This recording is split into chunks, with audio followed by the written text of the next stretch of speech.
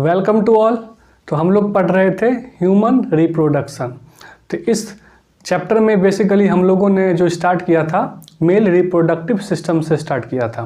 तो हम लोगों ने उसको देख लिया था, हम लोग देख रहे थे इनफैक्ट उसको। तो लास्ट क्लास में हम लोगों ने जो देखा है वो देखा था एक्सेसरी ग्लैंड क्या होता है, एक्सेसरी डक्ट क्या होता है, एक्सटर्नल जेनिटलिया क्या होता है, उसके स्ट्रक्चर, इन सब चीज़ों को हम लोगों ने इससे पिछले वाले वीडियो में समझ लिया था।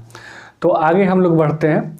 तो देखिए बेसिकली इसमें क्या है, अब जैसे कि हम लोगों ने देख लिया कि यूरेथ्रा के थ्रू सीमन बाहर निकल जाता है ड्यूरिंग क्वाइटस, ठीक है।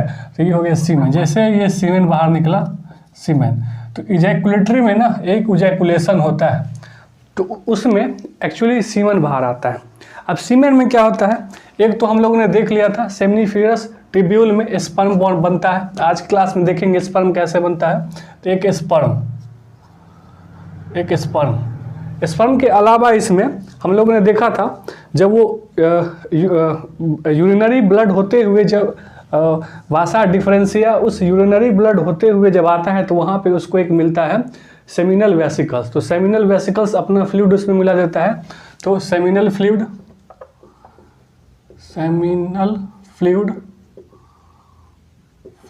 प्लस प्रोस्टेट भी अपना फ्लूइड मिलाएगा, प्रोस्टेट फ्लूइड, ठीक है। और उसके बाद कॉपर्स ग्लैंड भी अपना फ्लूइड मिलेगा, तो कॉपर्स फ्लूइड।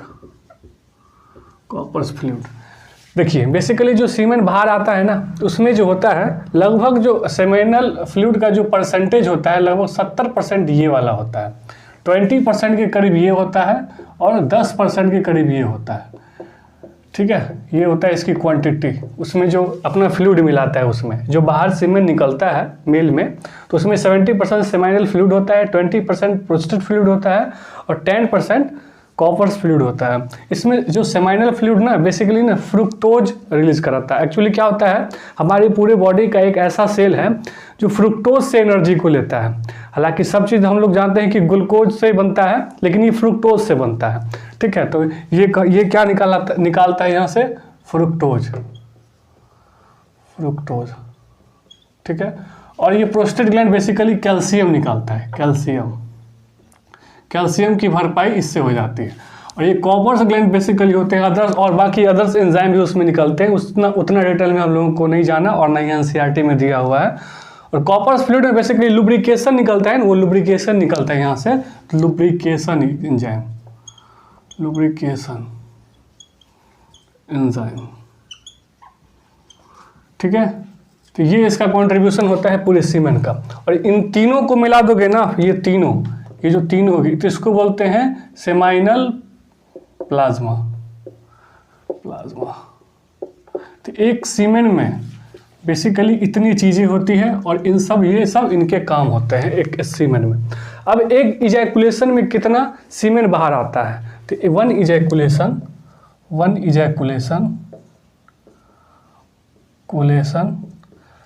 लगभग 2 से 3 ml सीमेन बाहर आता है। और पर ml लगभग 100 मिलियन स्पर्म होते हैं। तो स्पर्म को अगर देखेंगे तो स्पर्म होगा 200 मिलियन टू 300 मिलियन, मतलब पर ml 100 मिलियन स्पर्म होते हैं उसमें। मतलब 2 से 3 ml एक सीमन बाहर निकलता है। सीमन जब बाहर निकलता है तो उसमें लगभग स्पर्म की क्वांटिटी 200 मिलियन से 300 मिलियन तक की होती है, ठीक है। ये नॉर्मल हो गया, ठीक है। अब थोड़ा सा हम लोग आगे बढ़ते हैं, ठीक है। ये हो गई वन इजैकुलेशन की बात, ठीक है। इसको थोड़ा अंडरलाइन कर दें। अच्छा, होता क्या है कि एक्चुअली ये जो पेनिस होता है, पेनिस को ना थोड़ा सा टफ होना मांगता है। ये टफ होने के बाद क्योंकि इसको ना ड्यूरिंग क्वाइटस इसमें ये टफ होगा, तो क्योंकि इसको ना वेजाइना के अंदर जाना होता है, और जाने के बाद वहाँ पे जाकर के क्वाइटस होगा, ड्यूरिंग क्वाइटस ये सीमेन बाहर निकलेगा। तो आखिर इसमें ऐसा क्या होता है, इरेक्शन ऑफ पेनिस को हम लोग अगर समझे तो erection of penis, erection of penis. तो इरेक्शन ऑफ पेनिस के बारे में समझिए। एक्चुअली क्या होता है ना, ये एक स्पेशल टिश्यू का बना होता है। पेनिस जो होता है एक्चुअली पेनिस एक स्पेशल टिश्यू होता है, स्पेशल टिश्यू, ठीक है, स्पेशल टिश्यू का होता है ये। अब इसमें क्या होता है ना, इसमें ना बहुत सारे ना मतलब खाली जगह होते हैं लाइक दिस, इसमें ना बहुत सारे खाली जगह होते हैं, और इसमें जो ब्लैक कलर का जो मैंने बनाया है वो ब्लड वेसल्स हैं। खाली जगह होता है, ब्लड वेसल्स होते हैं। अचानक जब एक्साइटमेंट होती है तो उसमें क्या होता है कि नाइट्रिक ऑक्साइड निकलता है। तो क्या होता है, रिलीज नाइट्रिक ऑक्साइड।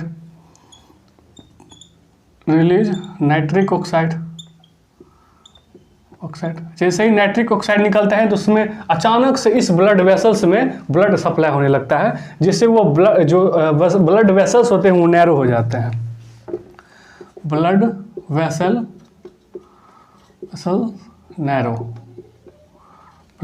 नैरो हो जाते हैं। जैसे ही ब्लड वेसल्स नैरो होंगे तो वो थोड़ा सा टफ हो जाता है, बड़ा हो जाता है। इस चीज़ को इरेक्शन ऑफ पेनिस बोलेंगे, इरेक्शन ऑफ पेनिस, ठीक है। ये स्पेशल टिश्यू का बना होता है पेनिस। बेसिकली इसमें हम लोगों ने क्या समझा कि अचानक उसमें बहुत सारे खाली जगह होते हैं और ब्लड वेसल्स होता है। जैसे ही नाइट्रिक ऑक्साइड हुआ ड्यूरिंग क्वार्टर्स, नाइट्रिक ऑक्साइड उसमें रिलीज हो जाता है। जैसे ही उसमें रिलीज होगा तो उसके जो ब्लड वेसल्स में अचानक ब्लड बहुत ज़्यादा भर जाता है, जिससे वो नैरो हो जाता है ब्लड वेसल्स, जिससे वो थोड़ा सा इनलार्जमेंट हो जाता है पेनिस का, जिसको इरेक्शन ऑफ पेनिस बोला जाता है, ठीक है। अगर यही इरेक्शन नहीं हो पाता है तो उसको इरेक्टाइल डिस्फंक्शन बोलते हैं। ये एक टाइप का डिजीज होता है मेल रिप्रोडक्टिव सिस्टम में, मेल में, ठीक है। तो ये हो गया, हम लोगों ने सीमेन के बारे में समझ लिया, एक इजैकुलेशन के बारे में समझ लिया हम लोगों ने। एक इजैकुलेशन में कितने सीमेन बाहर आते हैं, सीमेन, ठीक है। अब इरेक्शन ऑफ पेनिस भी हम लोगों ने समझ लिया है।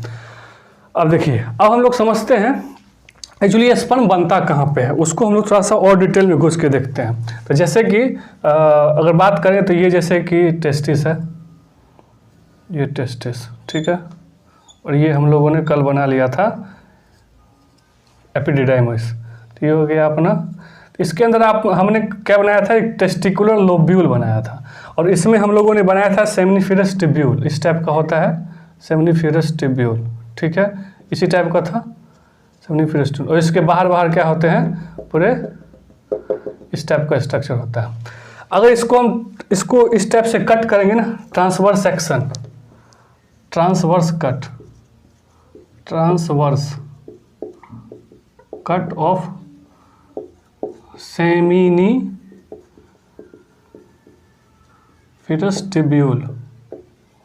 सेमनीफेरस टिब्यूल को अगर ट्रांसवर्स सेक्शन करेंगे, ट्रांसवर्स कट करेंगे, तो ये आपको थोड़ा सा टिब्यूल है तो थोड़ा पाइप टाइप का नहीं लग रहा है। और पाइप को अगर आप ऐसे करके, मान लीजिए पाइप है, इसको अगर हम ऐसे करके कट करते हैं और आप उसको ऊपर से देखोगे तो गोल गोल टाइप दिखेगा, ठीक है। तो इस टाइप का ये दिखेगा, करीब करीब इस टाइप का दिखेगा। और जैसे यहाँ मैंने यहाँ ये बनाया है एक सेमनीफेरस टिब्यूल, और एक ये बना दिया हमने सेमनीफेरस टिब्यूल, और इसके बाहर बहुत सारे ये स्पेस होते हैं, ये स्पेस हो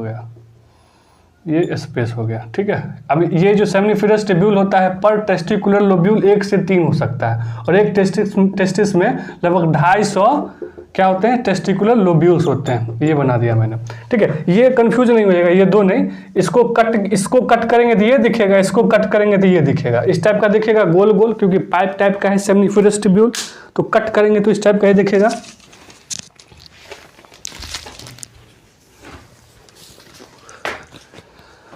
ठीक है।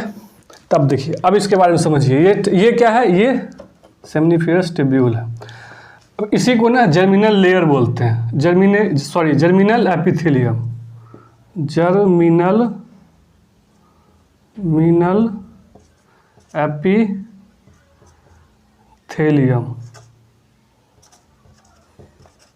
ठीक है। ये क्या है, जर्मिनल एपिथेलियम, ये इसकी बात मैं कर रहा हूँ, ठीक है। यही जर्मिनल एपिथेलियम होता है। इसमें अगर देखेंगे ना तो ये सिंपल क्यूबॉइडल एपिथेलियम होते हैं इसमें, ये दिस सिंपल क्यूबॉइडल एपिथेलियम जब टिश्यू पढ़ेंगे तो और डिटेल्स में इसको समझाऊंगा। ये सिंपल क्यूबॉइडल एपिथेलियम होता है इसमें, ठीक है। और यही वाला स्ट्रक्चर यहाँ ही बना देता हूँ मैं, ये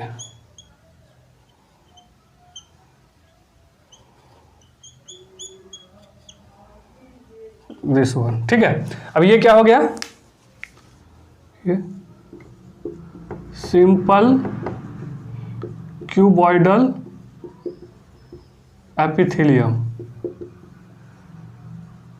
सिंपल क्यूबॉइडल एपिथेलियम, ठीक है। और यहाँ पे अगर आप गौर से देखोगे तो मैंने छोटा छोटा बनाया है क्यूबॉइडल सेल और एक लंबा लंबा ही बनाया है, तो इसको बोलते हैं कॉलमनार सेल। कॉलम टाइप का दिख रहा है इसलिए कॉलमनार सेल, कॉलमनार एपिथेलियम, ठीक है। ये जो क्यूब टाइप का मैंने बनाया है इसको बोलते हैं सिंपल क्यूबॉइडल एपिथेलियम, और ये जो कॉलम टाइप बनाया है लंबा लंबा वो हो गया कॉलमनार एपिथेलियम। अब ये जो मैंने क्यूब टाइप का बनाया है ना, इसी को बोला जाता है spermatogonia cell, spermatogonia cell, spermatogonia cell. Primary germ layer यही होता है, primary germ layer, primary germ layer, ठीक है। और ये जो मैंने कॉलमनार सेल बनाया इसको बोलते हैं सेर्टोली सेल, सेर्टोली सेल। इसको नर्स सेल भी बोलते हैं, क्यों बोलते हैं वही मैं बताता हूँ, नर्स सेल, ठीक है। तो ये जो मैंने बनाया है सेमिनिफेरस ट्यूब्यूल, ये दोनों एक ही है, बस इसमें मैं ड्रॉ कर रहा हूँ, इससे यहाँ से मैं समझा रहा हूँ। ये जो सेमिनिफेरस ट्यूब्यूल हुआ उस बीच में होता है क्यूबॉइडल एपिथेलियम जो स्पर्मेटोगोनिया सेल होता है, और ये जो कॉलम टाइप का जो दिख रहा है वो कॉलमनार सेल हुआ, इसी को सेर्टोली सेल बोलते हैं। एक्चुअली स्पर्म का फॉर्मेशन इसी स्पर्मेटोगोनिया में होता है। क्या होता है स्पर्म फॉर्मेशन, क्या होता है स्पर्म फॉर्मेशन, स्पर्म फॉर्मेशन क्या होता है यहाँ पे स्पर्म फॉर्मेशन हेयर, ठीक है। अच्छा, ये जब स्पर्म का फॉर्मेशन ये स्पर्मेटोगोनिया सेल करता है तो सेर्टोली सेल क्या करता है, इसको नर्स सेल भी देखो मैंने यहाँ पे बोला है, इसलिए बोला है क्योंकि इसको नरिशमेंट यानी कि न्यूट्रिशन देता है ये, तो give nutrition, give nutrition to spermatogonia, gonia, इसलिए इसको नर्स सेल भी तो कहा जाता है स्पर्मेटोगोनिया सेल। जब ये स्पर्म बना रहा होता है, स्पर्म का नंबर ऑफ डिवीजन माइटोसिस कर रहा होता है, तो जब स्पर्म बनता है तो उसको नरिशमेंट चाहिए होगी, तो उस नरिशमेंट का काम कौन करता है ये, और नरिशमेंट, नरिशमेंट का काम, नरिशमेंट कौन देता है, यही सेर्टोली सेल देता है, ठीक है। तो ये हो गया। और ये बीच बीच में जो मैंने बनाया है ना इसको बोलते हैं इंटरस्टेशियल स्पेस। ये क्या हो गया, interstitial space, interstitial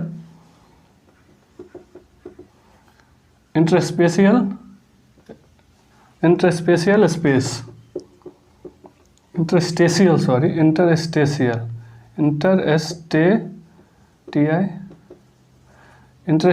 space.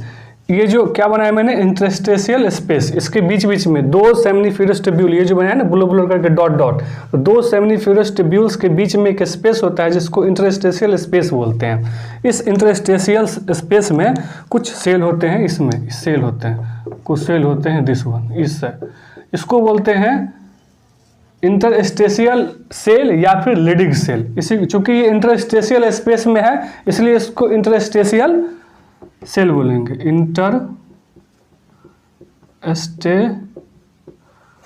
Cell, या फिर इसको क्या बोलेंगे leading cell, leading cell, leading cell. ये क्या होता है इंटरस्टेशियल सेल या फिर लीडिंग सेल। इसी लीडिंग सेल में ना देखिए होता क्या है, ये जैसे मान लीजिए कि यहाँ जैसे कि एंडोक्राइन सिस्टम में मैंने आपको बताया था LH ल्यूटिनाइजिंग हार्मोन कहाँ से आता है, एंटीरियर पिट्यूटरी से आता है। जैसे मान लीजिए कि एंटीरियर पिट्यूटरी है ये, एंटीरियर पिट्यूटरी से यहाँ से क्या निकला, यहाँ से निकला LH ल्यूटिनाइजिंग हार्मोन। और ल्यूटिनाइजिंग हार्मोन कहाँ आता है, इसी लीडिंग सेल के पास आता है, इसी लीडिंग सेल के पास, इस लीडिंग सेल के पास आता है। और इस लीडिंग सेल से ये एंड्रोजन बनवाता है। क्या बनवाता है, एंड्रोजन्स बनवाता है। मेनली टेस्टोस्टेरोन बनाता है, टेस्टोस्टेरोन, ठीक है। तो ये एंड्रोजन्स, ये जो एंड्रोजन्स होते हैं ये कहाँ बनते हैं, इस सेमिनिफेरस ट्यूब्यूल में नहीं बनते हैं। दो सेमिनिफेरस ट्यूब्यूल्स के बीच में जो स्पेस है जिसको इंटरस्टेशियल स्पेस या फिर उसी स्पेस में सेल होता है उसको इंटरस्टेशियल सेल या फिर लीडिंग सेल बोलते हैं। उसी लीडिंग सेल में ये एंड्रोजन्स बनते हैं, मेनली टेस्टोस्टेरोन बनते हैं। यही एंड्रोजन्स टेस्टिस के अंदर सेमिनिफेरस ट्यूब्यूल में स्पर्म फॉर्मेशन करवाते हैं, ठीक है। और ये स्पर्म फॉर्मेशन करवाएंगे, वहीं पे जो सेरोटोनिन सेल होगा उसको नरिशमेंट देगा, न्यूट्रिशन देगा। तो ये होता है एंड्रोजन्स के काम, ठीक है। वही लीडिंग से यानी कि इंटरस्टेशियल स्पेस की बात करें, इसलिए इसको मैंने आईसी इंटरस्टेशियल स्टिमुलेटिंग हार्मोन भी कहा था। हमने वहाँ पे आपको जाके देखेंगे, एलएच को हमने ICSH भी बोला था। इसका फुल फॉर्म होता है इंटरस्टेशियल सेल स्टिमुलेटिंग हार्मोन, क्योंकि इंटरस्टेशियल स्पेस से ये हार्मोन को रिलीज करवा रहा है, एंड्रोजन्स बनवा रहा है। ये एंड्रोजन्स सिंपल बात है, एंटीरियर पिट्यूटरी से ये LH निकलेगा, LH आएगा कहाँ से, यहाँ लीडिंग सेल के पास, वहाँ से एंड्रोजन्स बनवाएगा और यही एंड्रोजन्स सेक्स डिजायर उत्पन्न करता है। सेकेंडरी सेक्स कैरेक्टर यही लाता है। सेकेंडरी सेक्स ऑर्गन का जो डेवलपमेंट होता है, चाहे वो इजैकुलेटरी डक्ट हो, चाहे वो चाहे वो आपका एक्सेसरी ग्लैंड हो, एक्सेसरी डक्ट हो, ये सब जो होता है सब के सब ये एंड्रोजन्स ही बनवाते हैं। ये सब चीज़ काफ़ी इंपॉर्टेंट ये होता है, ठीक है। तो ये ल्यूटिनाइजिंग हार्मोन से निकलता है, ठीक है। ये समझ गए हम लोग। अच्छा, अब इंटरस्टेशियल स्पेस के ना कुछ काम होते हैं वो भी देख लीजिए। तो पहला काम अगर देखें ना, तो यहाँ मैं लिख देता हूँ वर्क ऑफ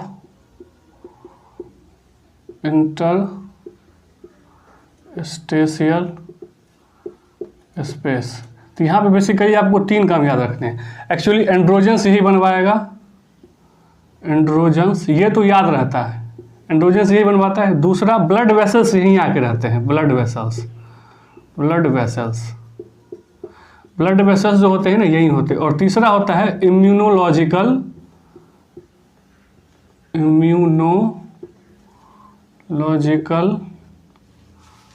कॉम्पिटेंट सेल, इसी के अंदर होता है। इम्यून सिस्टम बेसिकली इम्यूनिटी बनाते हैं, इसलिए इसको इम्यूनोलॉजिकल कॉम्पिटेंट सेल भी बोलते हैं। तो यहाँ पे इंटरस्टेशियल स्पेस में क्या क्या हम लोगों ने देखा, एंड्रोजन्स बनवाता है, ब्लड वेसल्स यहीं पे होते हैं और इम्यूनोलॉजिकल कॉम्पिटेंट सेल भी यही होते हैं। तो ये किसके काम हो गए, ये हो गए आपके इंटरस्टेशियल स्पेस के काम। और सेमिनिफेरस ट्यूब्यूल में स्पर्म यही बनता है। अब हम लोग आगे समझेंगे कि स्पर्म आखिर बनता कैसे है, ठीक है। तो इसको हम लोग अगली क्लास में समझेंगे, ठीक है। फिर मिलते हैं नेक्स्ट वीडियो में।